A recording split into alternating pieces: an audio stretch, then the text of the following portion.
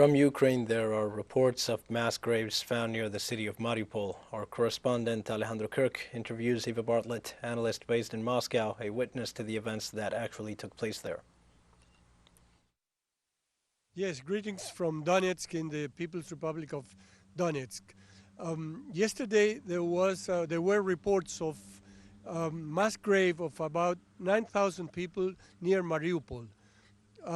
It turns out that it wasn't quite true. So we are going to speak now with Eva Bartlet, an analyst based in Moscow who was there yesterday to tell us what really happened at that supposedly mass grave that was discovered in the region. Eva, thanks for being with us. What happened? You were at the cemetery. Yeah, it's my pleasure. It really makes me angry when I see just such blatant war propaganda. So basically, all of Western media is repeating the same lies, almost word for word, verbatim, based on the former mayor of Mariupol, who's now nowhere near the city. And they're saying that there's a town to the west of Mariupol, about 12 miles to the west, and they're saying there's a mass grave there that Russians have been trying to hide their war crimes by burying people in a pit. And they described it as a pit with like 30-meter wide trenches, and they're saying, the mayor is saying that Russia's trying to hide its barbaric crimes, this is a quote from him, by throwing bodies in the pit. And so, you know, this evokes all sorts of emotion amongst, you know, viewers and readers. But in fact, I went there with a fellow journalist yesterday, and what we found was a cemetery that was already there, and then new graves, and we tallied them up, and they were somewhere between 200 and 300 if you want to be generous, some of which, by the way, were empty. They were graves awaiting newly deceased people, but they were all very orderly. Some of them had crosses, some of them had the names of the deceased and the birth dates, others didn't, and they simply had numbers according to when they were buried. And then by chance, well, we were both just talking and saying, you know, this does not strike me as the scene of a mass grave. But as we were talking, two grave diggers appeared, and we chatted with them, and we explained what the West has been saying. They said absolutely not. They said they have personally buried everyone in the graveyard.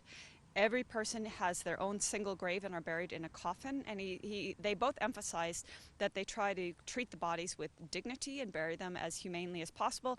And interestingly enough, there's even a spot in this region for Ukrainian soldiers. So they made the point that, you know, even though these are Ukrainian soldiers that were fighting against us, they deserve to be buried.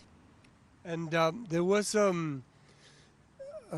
you and I have been together to Mariupol like a month ago, and in our the trips that we did after that, we found that there were many bodies that were buried by the families elsewhere. So maybe it's just those bodies that they are finding, what they are bringing to this cemetery, and trying to identify them and organize this mess that was created after the combats.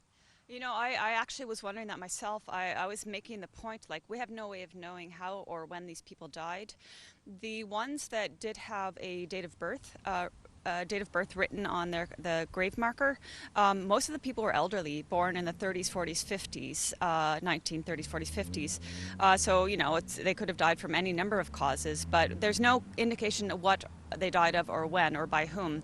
But I also made the point, you know, Mariupol was ruled by Ukrainian forces, among them Azov and other Nazi battalions, and we know from now the many testimonies that have come out of Mariupol after it was liberated that these Nazis ruled in a very brutal way, including point-blank execution. So, you know, I would not be surprised if among the dead are people that were executed by Nazis, but we have no way of knowing. Life seems to be normalizing in Mariupol and other places. This is in your assessment. Is it that happening? You know, many of these things that we hear, like this mass graves, are published as truth without any second confirmation or new sources by the Western media. And now that's a truth that there is in Western media. 9,000 bodies were buried in a mass grave in Mariupol. So how do you see this this ethics in journalism that is happening now? A lack thereof, a lack of ethics for sure. Well, you made a good point. In most media reporting on this, they will say in small print, maybe 3 or 4 paragraphs down, we cannot independently verify this. But you know, it's by then it's too late, because the headlines are screaming about mass graves and Russian war crimes, right? Then the average reader maybe doesn't even make it to the 4th paragraph. They do, it's going to be lost on them. So the whole point is that the media know that they are deceiving.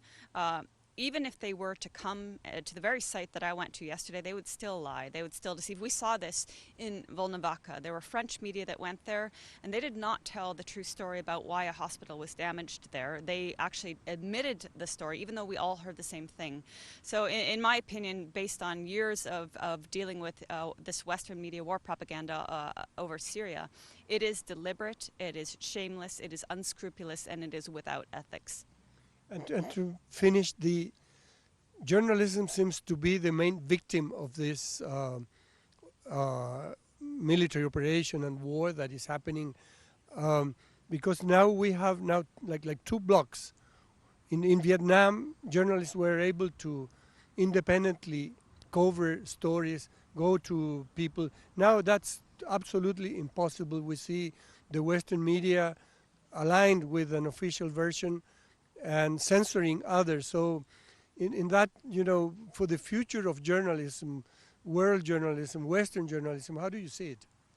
It's increasingly difficult, to say the least. I mean, journalists like yourself and myself and our colleagues are being deplatformed from social media, or we're having labels slapped on us. For example, this person is a Russian whatever.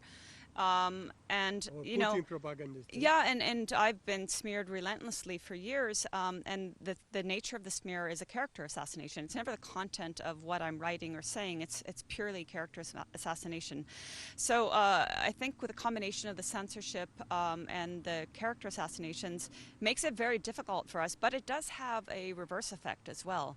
People who see, well, wait a second, I thought she was just a conspiracy theorist, but it turned out this person was right about particular issues that happened in the past. Maybe I'm going to stop believing the smear. So sometimes the reverse effect is that it brings new followers, new supporters, but it certainly is, they do have the might of the global media, of all the propaganda outlets working in hand together. So it certainly is an uphill battle for people like us. Thanks, Eva. That's it for now from Donetsk, People's Republic of Donetsk.